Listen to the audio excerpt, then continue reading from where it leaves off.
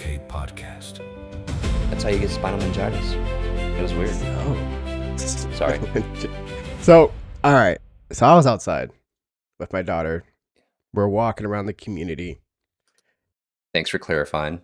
Yeah. So, and I thought it would be kind of a good idea for her to really just kind of learn about the many different bugs and critters that are out there, right?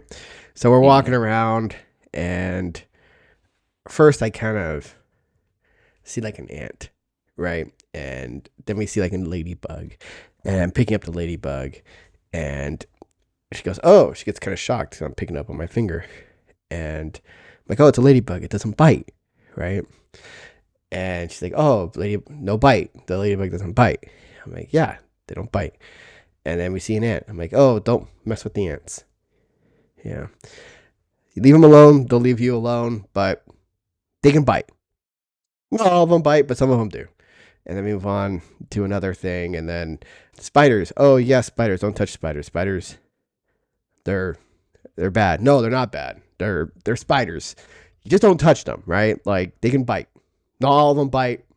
There's like jumping spiders. They don't bite, but some do. And so here I am trying to explain this to my 2-year-old, and she's just kind of like, ah. And I just couldn't help but feel a little autistic there, because I'm just like trying to explain all these things. I'm like, no, well, yeah, this one, but no, not that one. And then remember, and it's like, what's she going to remember about that, right? She's like, just tell me whether it's a yes or a no, really, for people that young, right? For kids. So it just kind of made me realize, like, really just how I overanalyze a lot of the things that I say, because even at work, though, it's usually just like yes or no. You need to give a direct answer, and a lot of the times here I am overthinking it. Boss like, I need to know, is it done or is it not done? And then you're just like, well, it's done, but we still have X, Y, and Z, and in order to close the books, it's gonna, but yeah, it's a done. Well, it doesn't sound done to me. Well, you're kind of right. So so after we were walking around a little bit, I mean, I ended up walking the dogs, and that same day, and my dog almost stepped on a roly-poly, and it just kind of brought up the idea of, should animals be held accountable for their karma? I mean, there's a lot of times where bad things happen, and there's the quote where, does an ant have quarrel with a boot, right? It's like when a boot steps on an ant, it's like, or steps on its buddies, they have an issue with it. It's like, it's just you walking around as a person being unaware that there's ants on the floor. So typically when you see something on the floor, you try not to step on it unless you're some sort of psychopath and you're just like, that bug deserved it, right? It's outside, it's in its territory, and you just decide to eliminate the thing from existence. But for my dogs, they probably are just walking around, not having a thought in the world, and all of a sudden they accidentally step on a roly-poly, and that roly-poly dies. What are the ramifications of something like that? Do you think that there are any?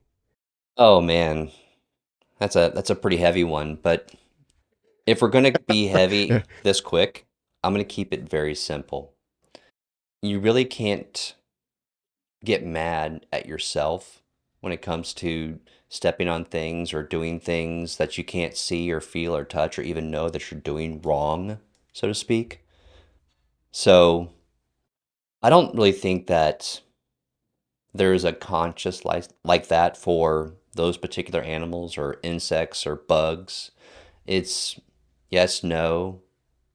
There's no maybe, there's no gray, there's no thought process. It's just, this is what I do and get it done.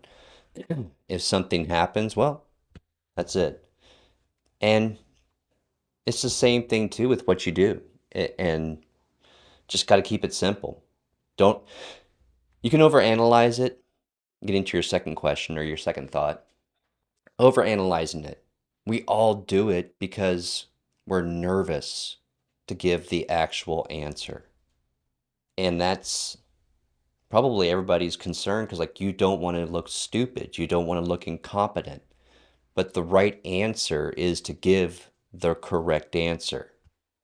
Is it done yet? No. Why? I need this, this, and this. They could probably help.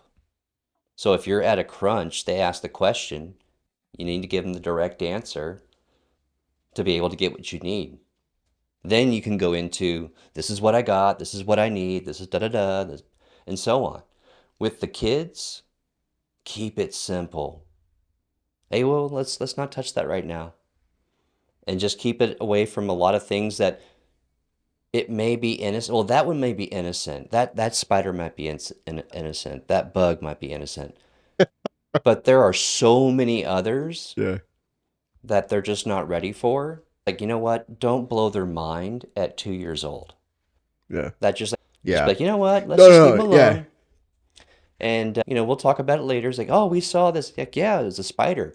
Get him out Oh, of the yeah. way first so that you could just be like, oh, yeah, well, leave it alone because we have to keep moving.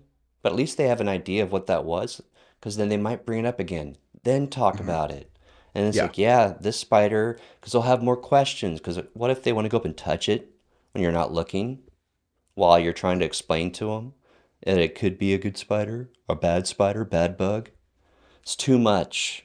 It's too Yeah. much. Keep it No, I simple. agree. And I'm not trying to say like, oh yeah, this spider was a bad guy, so he deserves to go to hell after we killed this spider. You know, he bit me. I killed it. I'll see you in hell kind of thing. But it was, yeah, it was just more so like I just had this thing where I'm like, yeah, definitely like keep it simple, stupid. You know, it's really just, do you touch it? Yes or no. But then at the same time, I was just like, well, then she goes to a zoo and then they have a tarantula and they're like, oh yeah, you can pet the tarantula. They're like, no, spider bites. You know, it's like maybe that spider does not bite, and that's why they're saying like you can pet the spider. And then now she's like, daddy said it bites. And I guess I'm not too worried about looking That's dumb a where they're good like, thing. oh, well, No, not every that's a great spider thing. bites. I guess it's better to be safe than sorry, right? In The that other part instance, too where is in a controlled yeah, area where as they're touching the spider, like how to touch the spider. Not like just I'm gonna grab it like Lenny from Mice and Men and go because that's not a good yeah, thing either. yeah, So, but just like have awareness of how to approach these things. It's just good yeah, education. That's a yeah. good opportunity for education. And so I think that's Exactly. okay. And I just didn't want to make it feel where it's like, no, don't do this. And like every situation to her is like, oh, don't do that or don't touch Right. that. It's like, it's okay. Like you said, there's certain situations to where it's different, but it's hard to explain that to a kid. So you kind of have to keep it simple. But yeah, Yeah. those are kind of the things where I was just like walking around, like, well, there's red ants, there's black ants, you know, like red ants bite, black ants don't always bite. And then there's like the idea between, you know, it's like other animals too, where it's like there's jumping spiders and there's black widows, and then you have the other spiders in between, garden spiders that don't always bite. So Way too much. Way it's too it's way too much. much, and I know it gets Yeah. confusing, but it's like that spider. If you say, "Hey, don't touch it," and then she just has this misconceived perception of just like, well, I can't touch it because that spider might bite me, and that spider might be bad. So then she ends up killing spiders, and then now the spiders die for no reason. So then that's just kind of what opened my eyes, and this is where it gets complicated for me because as a person, I'm just like, Well, well, there goes, you know, now the kid is willingly killing spiders because she thinks that they're bad. They're inherently bad. They bite and they might hurt me. So and I don't want them anywhere near me. And so we can say, yeah, leave them alone. Don't touch them. But now you're also just kind of opening the gates for something where it's just like hopefully, now there's just that ignorance behind what can spiders do and not do. hopefully they ask more questions. Hopefully your kids ask more questions. And that's the whole thing is they're going to ask why? Why? Why? Well, you know what? Let's talk about that. Let's walk this like distract them, pull them away and talk to them about it.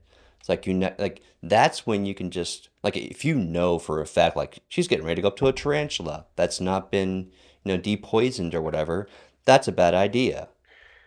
Yeah. So, you Well, get I out of harm's way and then talk about it, the why questions and what it could do and so on and so on.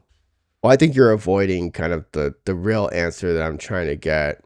Is Hmm. my dog really going to hell or not for stepping on a roly poly? Oh And we'll my talk to you God. guys next time on the next podcast of Jeez. A OK.